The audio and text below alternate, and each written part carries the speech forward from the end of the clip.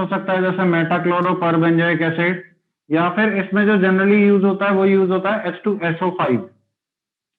H2SO4 सुना होगा acid, तो H2SO5 का नाम पता है किसी को? H2SO5 का नाम पता है किसी को? इज नोन एज कारो एसिड, है ना।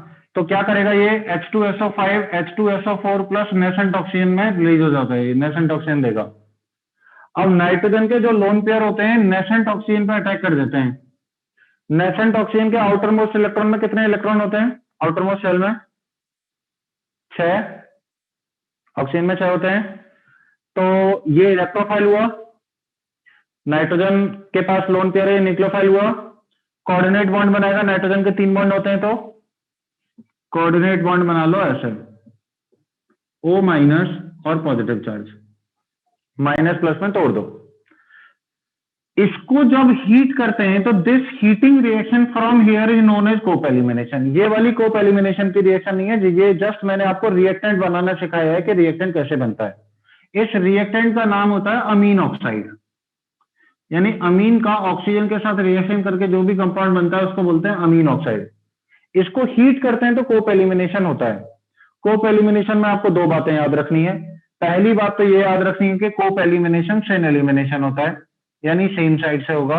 और दूसरी बात ये याद रखनी है कि ये हॉफमैन एलिमिनेशन होता है, यानी कि वो वाला कार्बन चूज करूंगा जो लेस क्राउडेड हो। तो अगर मैं इसको देखूं और इसमें मैं कार्बन को 1 और 2 दे दूं तो सेकंड कार्बन को यहां बना लो, जिस पर मेरा एक ऐसे करके 2 कार्बन का सिस्टम कनेक्टेड है। फर्स्ट कार्बन पे मेरा नाइट्रोजन है, फिर 2 मिथाइल कनेक्टेड है, यहां पे पॉजिटिव चार्ज है, यहां पे O माइनस है। ये जो हाइड्रोजन है, ये हाइड्रोजन इस तरीके से यहां पे आ रहा होगा। एक सस्ता तरीका जो मैं 11th में बच्चों को चिपकाता हूं वो ये है कि सेन एलिमिनेशन मतलब एक साथ एक साइड से बाहर निकलेंगे, एक साइड से बाहर निकलेंगे तो इस वाले H को पकड़ के एक साइड से बाहर निकाल दो और फाइनली आपके पास 1 ब्यूटील अल्कीन का फॉर्मेशन हो जाएगा, जो कि इसका आंसर है। आप थोड़े से बड़े हो, आप असली आंसर समझो कि एक्चुअली क्या होता है। एक्चुअली ये होता है कि ये मुझे सिस्टम दिख रहा है, इसी सिस्टम को बस अरेंज करके बनाया है। इसको कहा गया है हीट करने पे क्या बनेगा। हीट करने पे पहली साइक्लिक मैकेनिज्म होती है, हीट करने पे पहली साइक्लिक मैकेनिज्म होती है। तो जहां बॉन्ड नहीं होता है वहां बॉन्ड ले आता हूं मैं। अगर इसमें मैं कराऊंगा तो मान लीजिए ये वाला बॉन्ड तोड़ के यहां ले आओ, तो ये वाला बॉन्ड तोड़ के यहां पे अल्कीन बना लोगे, और ये वाला बॉन्ड तोड़ के कहां ले जाओगे, कहीं नहीं। अभी तक तुम लोगों ने जो पेरिसाइक्लिक पढ़ी है ना, या तो वो 4 की पेरिसाइक्लिक पढ़ी है या फिर वो 6 की पेरिसाइक्लिक पढ़ी है, जिसमें आप लोगों का हर एक बॉन्ड सेटिस्फाई हो जाता है। ये 5 वाली पेरिसाइक्लिक आपने नहीं पढ़ी है। चलो बताता हूं 5 वाली पेरिसाइक्लिक कैसे होती है। 5 वाली पेरिसाइक्लिक में हम लोग हेल्प लेते हैं लोन पेयर्स की। कहते हैं ऑक्सीजन अपने लोन पेयर देगा तो यहां पे बॉन्ड बनेगा, ये वाले अपने इलेक्ट्रॉन यहां देगा तो यहां पे बॉन्ड बन जाएगा, और इसके इलेक्ट्रॉन्स नाइट्रोजन एटम पर आ जाएंगे तो नाइट्रोजन से पॉजिटिव चार्ज हट जाएगा। तो आप देखेंगे कि यहां पर डबल बॉन्ड बन गया, ऐसा दिखेगा, और नाइट्रोजन न्यूट्रल बन गया। नाइट्रोजन पे 2 मिथाइल हैं, ऑक्सीजन से H कनेक्ट हो गया और ऑक्सीजन ने अपने लोन पेयर दिए थे तो नेगेटिव चार्ज भी हट जाएगा उससे। तो नाइट्रोजन 2 मिथाइल और नाइट्रोजन पे OH का फॉर्मेशन हो जाता है। ये 5 मेंबर्ड पेरिसाइक्लिक कराने का तरीका होता है, जिसमें हम लोग इलेक्ट्रॉन पेयर की हेल्प लेते हैं। और 1 ब्यूटीन इसका 1 2 3 1 ब्यूटीन इसका आंसर हो गया। समझ आया आप लोगों को कोप एलिमिनेशन? नोट करिए।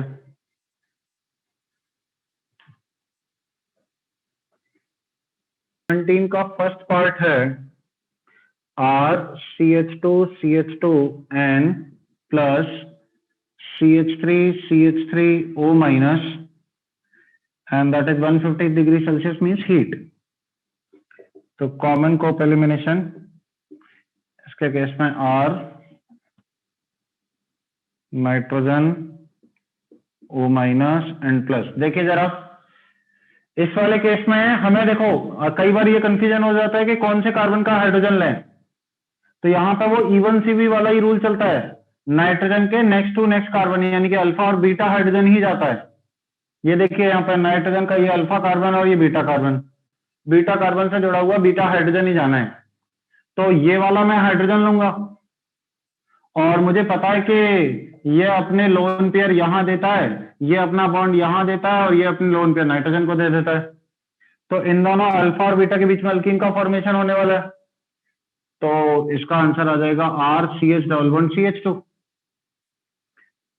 इसको देखो, ये मेरा अल्फा कार्बन है, ये मेरा बीटा हाइड्रोजन है, बीटा कार्बन है, बीटा कार्बन पे लगा हुआ बीटा हाइड्रोजन होगा। चाहो तो आप इसको ट्रिक से भी कर सकते हो। देखो ये सब कुछ जो जितना भी कबाड़ा सा दिख रहा है, इसको हमें बाहर निकालना होता है, अल्फा बीटा में अल्कीन बनानी होती है। वो भी करोगे तो चलेगा उतना, क्योंकि आज तक तो रिएक्शन आई नहीं है। तो less crowded alkene Hofmann elimination से बाहर की तरफ अल्कीन बन जाएगी। ठीक है ना, समझ आ रहा है ना सबको प्रोडक्ट कैसे बनाने हैं? नोट करिए।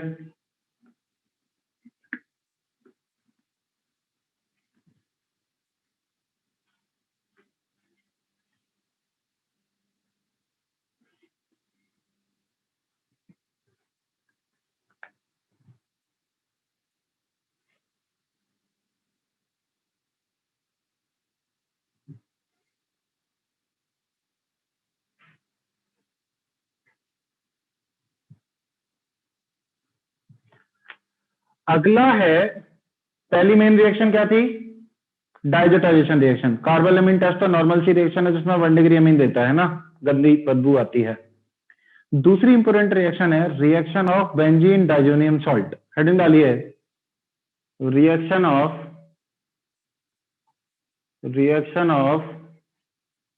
Benzene diazonium salt.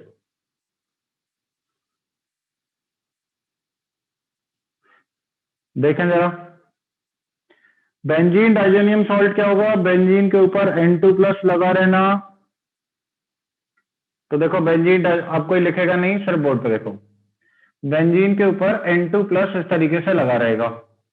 इसकी रिएक्शन कराई जाएगी तो क्या रिएक्शन होगा? मैं Cl- सॉल्ट फॉर्म नहीं लिख रहा हूं क्योंकि उसका कोई यूज नहीं है। इसकी रिएक्शन होती है कि अगर इसमें कोई भी न्यूक्लियोफाइल डाला जाए, तो आप मुझे ये देख के बताइए, इस सिस्टम को देख के मैं क्या क्या रियलाइज करूंगा, क्या फील करूंगा कि देखो भाई ये N2+ है, N2+ यानी कोई भी लिविंग ग्रुप है। और कोई भी क्या, दुनिया का सबसे बेहतर लिविंग ग्रुप है। सबसे बढ़िया लिविंग ग्रुप पूरी ऑर्गेनिक केमिस्ट्री में N2+ ही होता है। अगर मैं यहाँ लिविंग ग्रुप लगाता था तो SN रिएक्शन पढ़ी थी हम लोगों ने, high temperature high pressure, SNAR, nucleophilic substitution in aromatic compound. Leaving group जब भी एरोमेटिक कंपाउंड से कनेक्टेड हो, इप्सो पोजीशन पर अटैक कराते थे, माइनस बनाते थे, घुमाते थे, लास्ट में 1,2 एलिमिनेशन करा के बेंजीन बना लेते थे। याद है किसी को? ठीक नहीं याद? ऐसा होगा, अटैक ओपन, आप लोगों को अनाइन यहां बनाना है, ये N2+ है, ये न्यूक्लियोफाइल है, ये बॉन्ड होंगे। फिर इस अनाइन को घुमा लेंगे, इस अनाइन को घुमा के आप ऐसा बना लोगे रेजोनेंस कराने के बाद। और हम जानते हैं कि N2 एक अच्छा लिविंग ग्रुप है, तो अनाइन अटैक करके 1,2 एलिमिनेशन, जो कि फर्स्ट स्टेप होता है, N2 गैस यहां से बाहर निकाल देंगे और फाइनली आपका न्यूक्लियोफाइल लग जाएगा बेंजीन पर। This is SNAR reaction. तो देखो इससे रिलेटेड जितनी भी 10-12 रिएक्शन होती हैं, उन 10-12 रिएक्शंस में आपको सिर्फ ये सोचना है कि क्या न्यूक्लियोफाइल डाला है। जैसे मान लो Cl- न्यूक्लियोफाइल हो, तो आप N2 हटा के क्लोरीन लगा देना, Br- हो ब्रोमीन लगा देना, I- हो आयोडीन लगा देना, F- हो फ्लोरीन लगा देना। तो आपको बस ये चेक करना है कि इसमें न्यूक्लियोफाइल क्या डाला है। मैं क्लियर टू एवरीवन? मान लीजिए KOH डाला जाए, पोटेशियम हाइड्रोक्साइड, जिसमें K+ और OH- हो, तो क्या प्रोडक्ट बना लूंगा? OH लग जाएगा, N2 हट जाएगा, आप सीधे सीधे फिनॉल बना दोगे। Is this clear to everyone? ये बात समझ आ रही है कैसे आंसर करने हैं आपको? तो मैं सारे एक साथ लिखूंगा, पहले सिर्फ इतना सा लिख लो कि SNAR रिएक्शन करानी है हमको, देन मैं आपको एक साथ सारे लिख के बताता हूं। Simran Singh, is there any logic के बार बार आपका वीडियो पॉज होता है? तो कुछ आपको इमरजेंसी काम कंप्यूटर पे जो भी करना हो वो कर लो, फिर कर लेना तुम क्लास। मेरे को कोई भी इधर उधर का एक्सक्यूज कि पानी खत्म हो गया, ये खत्म हो गया, वो बिल्कुल मत दो। एटलीस्ट तुम रिएक्शन है अब इसके अंदर।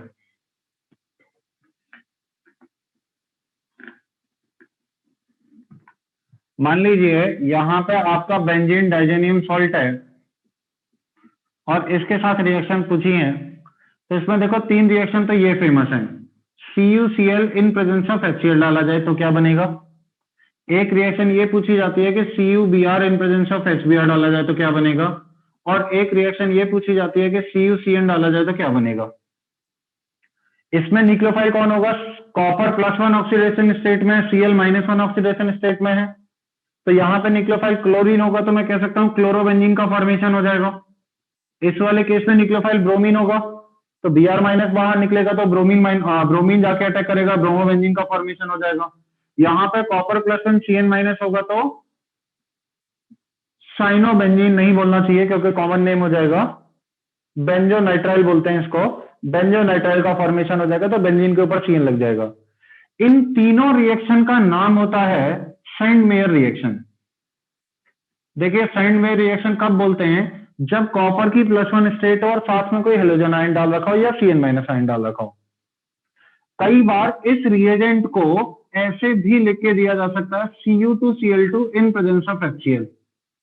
अगर आप इसमें भी देखोगे तो क्लोरीन पर -1 चार्ज है, तो 2 माइनस चार्ज होंगे, 2 प्लस चार्ज 2 कॉपर पे आएंगे, 2 प्लस चार्ज 2 कॉपर पे आएंगे, तो copper again +1 oxidation state show कर रहा है। ये तीनों ही सेंड मेयर रिएक्शन कहलाती हैं और इन दोनों को में से कोई फर्क नहीं होता, दोनों ही यूज कर सकते हैं। पहली बात तो ये समझ में आ रही है आपको। और देखो इसमें अगर मान लीजिए copper in presence of HBr डाला जाए या फिर copper in presence of HCl डाला जाए, तो अगेन H+ और Br- है, अगेन मैं यहां पे ब्रोमोबेंजीन और क्लोरोबेंजीन का फॉर्मेशन करूंगा। आदित्य अग्रवाल, सबको स्पेशली एक एक करके बताऊं क्या करना है, क्यों पलट रहे हो पन्ने। H+ और Cl- है, और तुम लोगों ने हद कर रखी यार, तुम लोग 12th वाले बैच जैसे बिहेव करते हो कि नहीं करते हो कभी। ये जो समस्याएं जो 11th के साथ झेलनी पड़ती हैं वही तुम्हारे साथ हो रहा है। किसी का कैमरा सीधा नहीं है, कोई मतलब उधर भागा जा रहा है घर में, कोई Cl- अटैक करेगा, Cl- से क्लोरोबेंजीन का फॉर्मेशन हो जाएगा। ये दोनों रिएक्शन कहलाती हैं गेटरमैन रिएक्शन। अब देखो यहां पर नाम का बड़ा खेल है। दो रिएक्शन पढ़ी हमने, एक है गेटरमैन कोच रिएक्शन जिसमें एल्डिहाइड का फॉर्मेशन होता था, बेंजल्डिहाइड का फॉर्मेशन होता था। एक है सिर्फ गेटरमैन रिएक्शन जिसमें ये बेंजीन डाइजेनम सॉल्ट वाली रिएक्शन है, जिसमें कॉपर 0 ऑक्सीडेशन स्टेट में HBr या HCl का यूज किया जाता है। ठीक, एक और बात सुनिए, पूछा जाता है बताइए इसमें NaOH डाला जाए तो क्या बनेगा या फिर पानी डाला जाए तो क्या बनेगा। दोनों के केस में न्यूक्लियोफाइल OH- आता है, आई कैन से दैट फेनॉल का फॉर्मेशन हो जाएगा दोनों ही केसेस में, तो इससे फेनॉल भी बनाया जा सकता है। एक चीज पूछी जाती है, इसमें Ki in presence of heat डाला जाए तो क्या बनेगा। Ki हीट में आयोडीन माइनस न्यूक्लियोफाइल आएगा, आयोडीन माइनस न्यूक्लियोफाइल आएगा तो आयोडोबेंजीन का फॉर्मेशन हो जाएगा। फ्लोरोबेंजीन बनाने का तरीका थोड़ा सा अलग है। फ्लोरोबेंजीन बनाने का तरीका होता है, सबसे पहले HbF4 डालते हैं, थोड़ा अच्छे से लिख देता हूं। सबसे पहले HbF4 डालते हैं। HbF4 में H+ होता है और BF4- होता है। BF4- इस प्लस के साथ सॉल्ट फॉर्म में एग्जिस्ट करेगा और बनाएगा यहां पे N2+ और BF4- बनाएगा N2+ और BF4- इसके बाद देखो इसमें दो रिएक्शन पूछी जाती हैं और ये सब सारा कुछ एनसीईआरटी में दे रखा है। पहला रिएक्शन पूछा जाता है कि बताइए हीट करें तो क्या बनेगा। तो सुनो, हीट करेंगे तो N2 गैस तो उड़ेगी ही उड़ेगी, साथ में यहां से BF4 can be considered as combination of BF3 + F-। F- BF3 के साथ रिएक्शन करेगा तो BF4- का एक अनायन बना लेगा।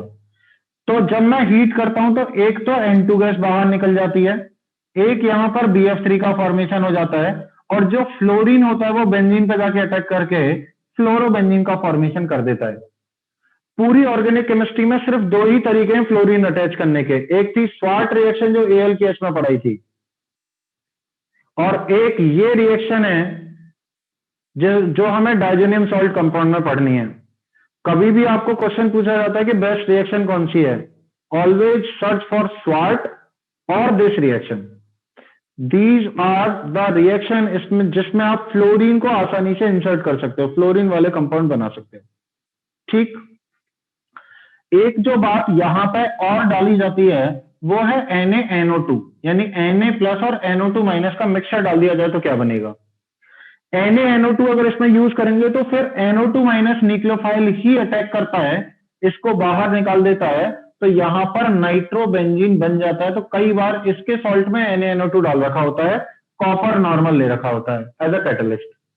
लेकिन मैं आप लोगों को बता दूं कि सिंपल अगर आप कॉपर नाइट्रेट इसी में डालोगे या फिर अगर आप इसमें सोडियम नाइट्रेट, इन दोनों में से कुछ भी डायरेक्टली भी यूज करोगे तो दोनों के केस में NO2 minus as a nucleophile की तरह काम करेगा। फिर से N2 गैस बाहर निकालोगे तो सीधे सीधे नाइट्रोबेंजीन भी बना सकते हैं, इतना सब कुछ लफड़ा करने की जरूरत नहीं है। लेकिन ये बात इसलिए जरूरी है कि ये मेथड ऐसा प्रिपरेशन एनसीईआरटी में दिया हुआ है। ठीक, फिर इसके अलावा क्या पूछा जाता है, फिर इसके अलावा 4 रिएक्शन और हैं कि भाई ये, तो मैं पहले काम करो इस वाले चार्ट को पूरा लिख लो, फिर मैं बताऊंगा उन 4 रिएक्शन में क्या क्या बनता है। ये समझ में आ रहा है सबको? ये याद करने की जरूरत तो नहीं पड़ेगी किसी को भी, just you have to check which is the nucleophilic species, उसको अटैच करा देना है और आपको प्रोडक्ट बना लेना है। लिखिए यहां तक, फिर मैं 4 और रिएक्शन लिखूंगा। अगर मान लो आपके बेंजीन के ऊपर NO2 और उसको NH2 में कन्वर्ट करना है तो डायरेक्टली एक स्टेप में हो सकता है SnHCl डाल के, है ना, रिड्यूस करा दो NO2 को NH2 में। लेकिन अगर मान लो उल्टा करना हो, NH2 को NO2 में कन्वर्ट करना हो तो क्या करेंगे, तो डायरेक्ट तो कोई तरीका है नहीं है, तो पहले NH2 का बना लो डाइजीनियम सॉल्ट, फिर डाल दो कॉपर नाइट्रेट, हो गया NH2 NO2 में कन्वर्ट, 2 स्टेप में। ठीक है, समझ आया क्या बोल रहा हूं मैं?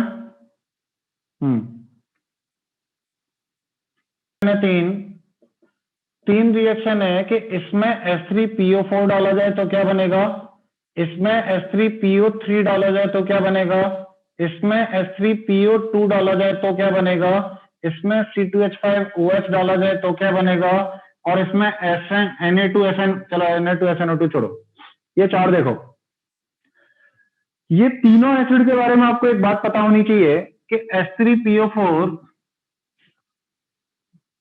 पी लिया बेटा दूध, अच्छा था, मदर डेयरी का पी रहे हो या ऐसे पी रहे हो सांची वाला?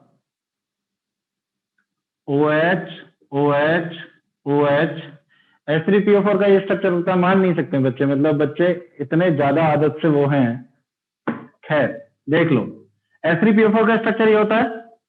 इस स्ट्रक्चर को अगर देखेंगे तो ऑक्सीजन पर माइनस, हाइड्रोजन पर प्लस, ऑक्सीजन पर माइनस, हाइड्रोजन पर प्लस, ऑक्सीजन पर माइनस, हाइड्रोजन पर प्लस, H3PO4 3 H प्लस देता है ना, इसीलिए इसको पॉलीप्रोटिक एसिड PPA भी लिख देते हैं कई बार। तो आप लोगों ने पैकेज में क्वेश्चन किया होगा जहां PPA लिख रहा है, तो PPA का मतलब होता है पॉलीप्रोटिक एसिड, जिसका मतलब माना जाता है H3PO4 डाला है। अगर H3PO3 का स्ट्रक्चर बना है तो आप लोगों ने रिडॉक्स टाइट्रेशन में पढ़ा होगा कि इस टाइप का स्ट्रक्चर होता है, ये सिर्फ 2 H प्लस देता है क्योंकि 2 ही H ऑक्सीजन से कनेक्टेड है। तो इसका एन फैक्टर क्या लेते हैं, इसका एन फैक्टर 2 लेते हैं, क्योंकि जितने H प्लस देता है एसिड वही उसका एन फैक्टर होता है। तो ये वाला H क्या है, ये वाला H H माइनस में जाता है और फॉस्फोरस का प्लस चार्ज छोड़ के जाता है, यानी कि ये H माइनस दे सकता है। और अगर मैं H3PO2 की बात करूंगा तो H3PO2 के केस में एक OH होगा और 2 हाइड्रोजन होंगे, यानी कि ये सिर्फ एक H प्लस देगा तो इसका एन फैक्टर क्या हो जाएगा, इसका एन फैक्टर 1 हो जाएगा, और बचे हुए दोनों H माइनस के फॉर्म में रिलीज हो सकते हैं। अगर ये H माइनस देता है और ये H माइनस देता है, H माइनस न्यूक्लियोफाइल की तरह काम करेगा तो बेंजीन बना देगा इसको डायरेक्टली। तो डाइजेनियम सॉल्ट से बेंजीन बनाने का डायरेक्ट तरीका, इसमें भी H माइनस है, इसमें बेंजीन बना देगा, और क्योंकि इसमें कोई न्यूक्लियोफाइल नहीं है इसलिए नो रिएक्शन। H माइनस है नहीं है, सारे H ऑक्सीजन से कनेक्टेड है, सारे H प्लस में अवेलेबल होंगे। तो ये वाले सारे क्वेश्चन अभी रिसेंटली IIT ने 2018 में पूछे हैं, 2019 में भी क्वेश्चन है। ये वाला क्वेश्चन C2H5OH 2014 में क्वेश्चन पूछ लिया था इस पर, गिवन इन एनसीईआरटी। ये क्या करेगा, बच्चे जनरली क्या सोचते हैं, H plus C2H5O minus attack कर देगा, ये नहीं होता है यहाँ पे। इसके केस में क्या होता है, इसके केस में C2H5OH स्ट्रक्चर ये होता है, तो ये जो है अपना H माइनस दे देता है और ऑक्सीडाइज हो जाता है। H माइनस देगा, यहां अटैक करेगा तो बेंजीन बना लेगा, और ये अपना H प्लस रिलीज कर ही सकता है सोल्यूशन में, तो इन दोनों के बीच में डबल बॉन्ड आ जाएगा और इस तरीके से एल्डिहाइड बना लेता है। ऐसा आप बाकी किसी भी अल्कोहल के साथ नहीं सोचोगे, ओनली विथ C2H5OH। ठीक, ना कोई सर्टेन चीजें दी हुई है, ना ही इसका मैकेनिज्म दिया हुआ है। हाँ, ऑक्सीडेशन होता है, जब भी अल्कोहल का ऑक्सीडेशन होता है, अल्कोहल के ऑक्सीडेशन में कार्बन से लगा हुआ H माइनस की फॉर्म में ही बाहर निकलता है during the oxidation of alcohol. तो H माइनस यहां पर अटैक, N2 गैस बाहर, इसका ऑक्सीडेशन, बेंजीन प्लस CH3CHO का फॉर्मेशन। ये हैं 3 बेंजीन बनाने के तरीके फ्रॉम बेंजीन डाइजेनियम सॉल्ट। ठीक, नोट करिए।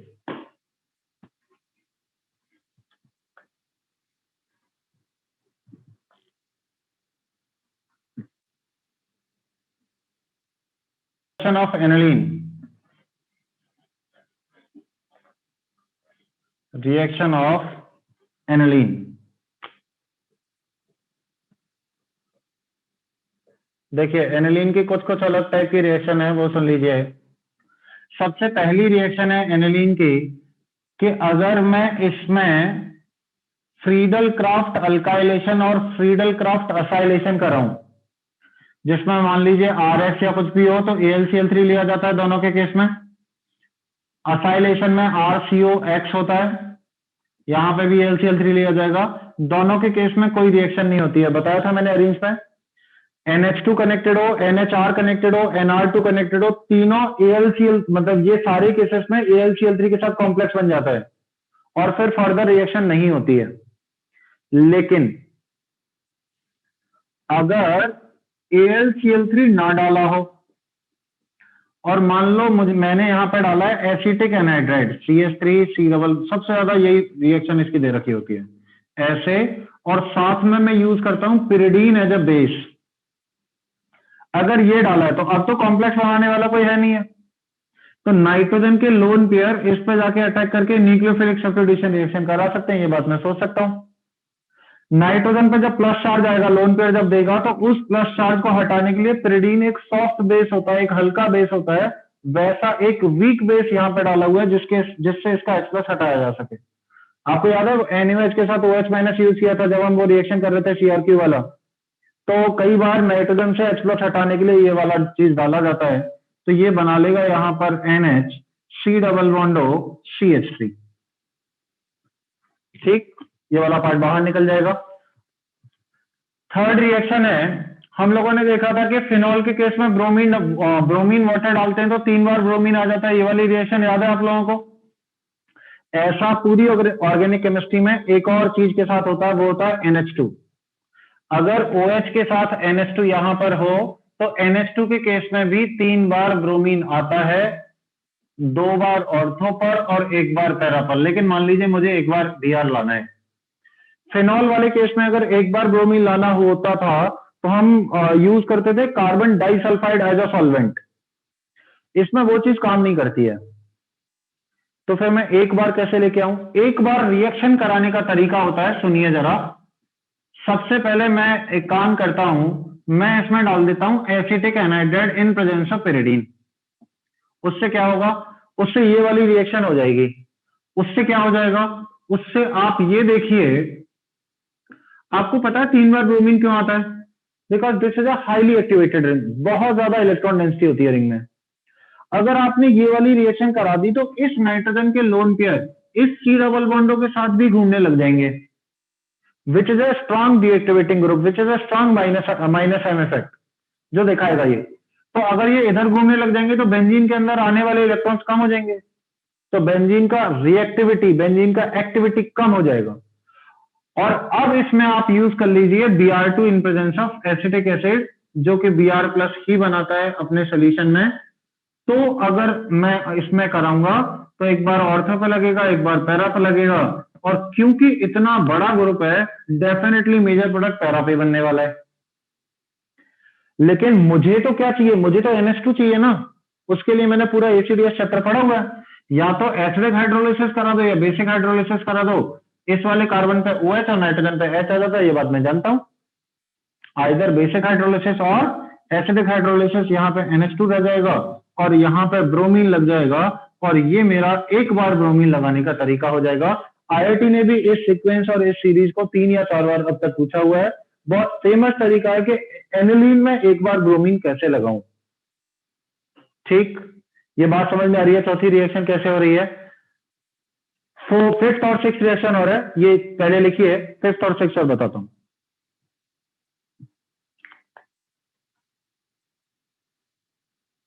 दो रिएक्शन और बची, उनको और देख लो। फिफ्थ रिएक्शन है is very important reaction of this chapter, और I can say that aniline की जो सबसे खास रिएक्शन है वो ये है कि एनिलीन में नाइट्रेशन कराएं तो क्या होता है। तो नाइट्रेटिक एजेंट क्या होता है? HNO3 in presence of H2SO4, जो कि NO2 प्लस का जनरेशन करता है। अगर ये NO2 प्लस का जनरेशन करता है तो यहां पे क्या क्या प्रोडक्ट बनने चाहिए? NH2 ऑर्थो पैरा डायरेक्टिंग है, एक पैरा प्रोडक्ट बनना चाहिए, एक ऑर्थो प्रोडक्ट बनना चाहिए। मैं यहां लिख दे रहा हूं तीनों के प्रोडक्ट। तो देखो इसमें क्या बनना चाहिए, एक बार NH2 के पैरा पर NO2, एक बार NH2 के ऑर्थो पर NO2, लेकिन आपको पता है NH2 के मेटा पर भी NO2 लग जाता है ड्यूरिंग द नाइट्रेशन। एक और बात बताऊं, इस मेटा प्रोडक्ट की परसेंटेज होती है 47%, ये होता है 2%, और ये होता है 51%। This data is given in NCERT which is first time used in JEE Mains 2017। 2017 में क्वेश्चन आया था कि इसमें ये डाला है, बताइए इसका माइनर प्रोडक्ट क्या होगा। और तो IIT एडवांस 2000 कौन सा था क्वेश्चन, 20 नहीं 19, पिछला साल, इस साल नहीं पिछला साल, उसने क्वेश्चन दे रखा था aniline undergoes nitration, forms 3 compound P plus Q plus R, P 51%, Q 47%, R 2%, और फिर R के बाद 2 सीक्वेंस दे रखे थे, बताइए क्या क्या प्रोडक्ट बनेंगे। तो व्हाट इज R? ऑर्थो वाला। क्वेश्चन मार्क, ऐसा क्यों हुआ? ये तो ऑर्थो पैरा डायरेक्टिंग है, मेटा बना क्यों? मेटा बना कैसे? एक्चुअली में इसको ध्यान से देखो आप, HNO3 एक स्ट्रॉन्गर एसिड है, H2SO4 भी एक स्ट्रॉन्गर एसिड है। बहुत ज्यादा एसिडिक मीडियम होने की वजह से H प्लस की कॉन्सेंट्रेशन हाई रहेगी सोल्यूशन में। H प्लस की कॉन्सेंट्रेशन हाई रहेगी तो NH2 अपना H प्लस लेके NH3 प्लस सोल्यूशन में बना सकता है, जो कि बनता रहता है। और आपको याद दिला दूं, अरेंज में हमने पढ़ा था कि NH3 जो है मेटा डायरेक्टिंग ग्रुप है, NH3 प्लस जो है मेटा डायरेक्टिंग ग्रुप होता है। ये बात कितने बच्चों को याद है? कैसे बताया था? मैं एक बार फिर से बता देता हूं, फिर से रिवाइज करवा देता हूं कि एक बार यहां पे अटैक कराइए, इसको देखो ऐसे बेंजीन बना लीजिए, एक बार यहां पे अटैक कराइए तो ये वाला बॉन्ड तोड़ के प्लस चार्ज प्लस के नीचे आएगा, तो ऑर्थो पे अटैक नहीं होगा इलेक्ट्रोफाइल का। एक बार अगर पैरा पे अटैक करेंगे तो प्लस यहां आएगा, फिर प्लस घूम के प्लस के नीचे चला जाएगा, प्लस के नीचे प्लस फिर से अनस्टेबल हो जाएगा। अगर एक बार आप मेटा पे अटैक करेंगे तो प्लस यहां बनेगा, जो कि घूम के यहां बन जाएगा। तो प्लस के नीचे प्लस नहीं बनता है, मैंने कहा था इस केस में ये मेटा डायरेक्टिंग होता है। क्योंकि ऐसे तो बताते नहीं है कि ये वाला प्लस ऑर्थो पैरा पे घूमेगा, क्योंकि ये वाला प्लस तो घूमता नहीं है, नाइट्रोजन के 5 बॉन्ड हो जाएंगे, नहीं तो ऑलरेडी 4 बॉन्ड है। तो ये एक मेटा डायरेक्टिंग ग्रुप होता है, इसीलिए मेटा वाले की परसेंटेज इतनी ज्यादा बन गई कि 47% तक पहुंच गया, due to formation of this compound in the solution. बताइए, ये बात समझ में आया आप लोगों को कैसे और क्या हो रहा है? सिक्स्थ रिएक्शन है, एनिलीन में सल्फोनेशन कराएं तो क्या होगा। सल्फोनेशन का रिएजेंट आप लोगों को याद दिला देता हूं, H2SO4 in presence of heat होता था। सल्फोनेशन में SO3H का SO3H बेंजीन पे जाके लग जाता था। NH2 ऑर्थो पैरा डायरेक्टिंग है, तो यहां पर SO3H यहां पर आके लग जाएगा। लेकिन मैं बता दूं एक इंटरेस्टिंग फैक्ट, ये जो है इस इक्विलिब्रियम में लाई करता है जिसमें SO3H का H प्लस NH2 के पास आके रहेगा और ये बना लेता है SO3 माइनस और NH3 प्लस ऐसा, जिसको मैं बोलता हूं ज्विटर आयन, जिसको मैं बोलता हूं ज्विटर आयन। तो सबसे पहले ज्विटर आयन क्या बला है? ज्विटर आयन उसको बोलते हैं जिसमें प्लस और माइनस दोनों मौजूद हो और कंपाउंड न्यूट्रल हो, is known as zwitter ion. ऐसा काम क्यों हुआ? किसी भी कंपाउंड के अंदर एक एसिड है, एक बेस है, एसिड बेस रिएक्शन हो जाती है, इसका H प्लस इसको ट्रांसफर हो जाएगा, ये nothing but acid base reaction है, ये प्रोटॉन ट्रांसफर रिएक्शन है, ये अपना प्रोटॉन इसके ऊपर ट्रांसफर कर रहा है, ये बन रहा है। ठीक, लेकिन एक क्वेश्चन, क्या ऐसा इस वाले केस में भी होगा क्या? NH2 और COOH वाले केस में होगा क्या? ये क्वेश्चन पूछा जाता है, क्या ये भी H प्लस देके NH3 प्लस और COO माइनस बनाएगा क्या? तो इन जनरल लोग आंसर कर देते हैं हाँ, क्योंकि कार्बोक्सिलिक एसिड भी एसिड होता है, लेकिन आंसर होता है ना। क्यों? पहली बात तो सल्फोनिक एसिड से कमजोर होता है कार्बोक्सिलिक एसिड, पहला पॉइंट। दूसरा पॉइंट, NH2 तो प्लस एम इफेक्ट लगाएगा ना COOH के लिए, अपने लोन पेयर देके, तो इस COOH की एसिडिटी को और कम कर देगा, क्योंकि प्लस एम इफेक्ट एसिडिटी घटाते हैं। तो ये कमजोर एसिड है, और कमजोर एसिड अपना H प्लस नहीं दे पाएगा। इसीलिए कभी भी आपसे पूछा जाए कि बताइए जेटालाइन फॉर्म करेगा कि नहीं करेगा इक्विलिब्रियम बना के, आप आंसर करेंगे नहीं, ये जेटालाइन नहीं बनाएगा, because it is not a stronger acid. क्या ये बनाएगा? Yes, it is a very stronger acid as compare to carboxylic acid, it will form a zwitterion and will exist in this form NH3 plus and SO3 minus. Is this fact is clear to everyone? इतना छापो, फिर हम आगे बात कर रहे हैं।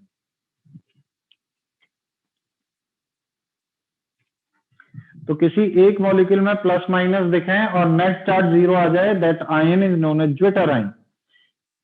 इसके ऊपर भी मैं 2 या 3 लेक्चर लूंगा ज्वेटर आयन के ऊपर इन बायोमोलिक्यूल चैप्टर। बायोमोलिक्यूल के लिए भी 7 लेक्चर अलॉटेड होते हैं। उस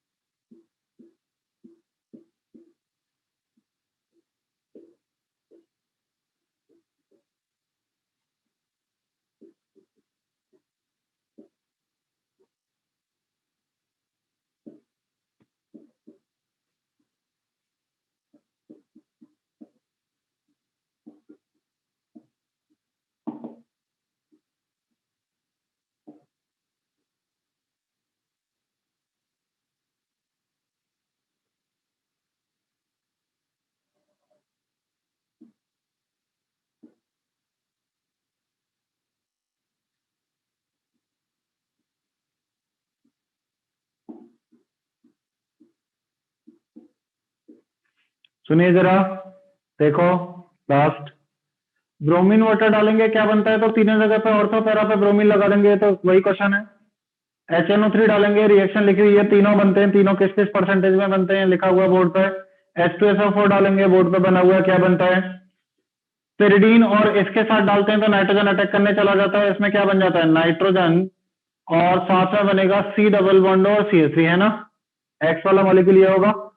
इस वाले मॉलिक्यूल में अगर ब्रोमीन डालेंगे तो पैरा पे ब्रोमीन बन जाएगा, और अगर OH माइनस H प्लस डाला है तो हाइड्रोलिसिस हो जाएगी, तो पैरा पे ब्रोमीन और NH2, यानी कि लास्ट में यहां पे क्या बनने वाला है? NH2, जिसके पैरा पर ब्रोमीन होगा, है ना? लेकिन इसको देखो जरा, ये वाला पार्ट क्या है? HNO3 H2SO4 है, CRQ में से देख लेना। तो अगर ये है तो फिर ये तीनों नहीं बनाओगे आप।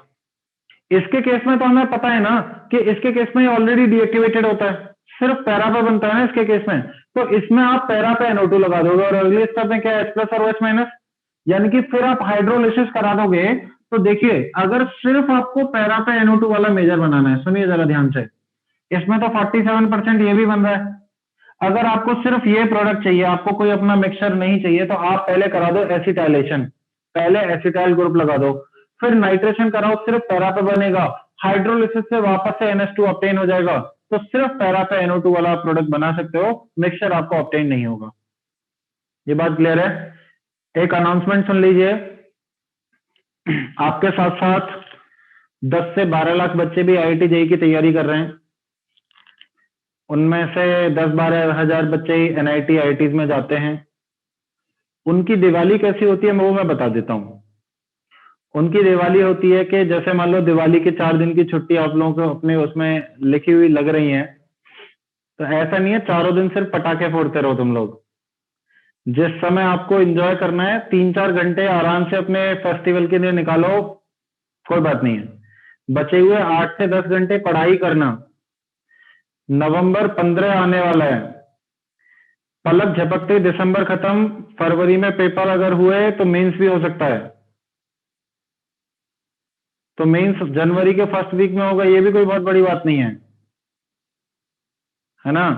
तो उन सारी चीजों को सोचते हुए अपना थोड़ा सा ध्यान पढ़ाई में लगाना। और चूंकि 4 दिन की छुट्टी है तो एक काम कर लेना, ऑर्गेनिक केमिस्ट्री की कॉपी शुरू से लेकर अंत तक रिवाइज कर लेना। बहुत दिनों से नहीं की होगी आप लोगों ने। तो I wish you safe and happy Diwali. आप लोग अच्छे से मनाइएगा। और ये सब कुछ नोट डाउन करने के बाद 2 बच्चे रुकेंगे, सिमरन सिंह एंड आदित्य जिनको डांटा था, उनकी दिवाली में अलग से मनाऊंगा।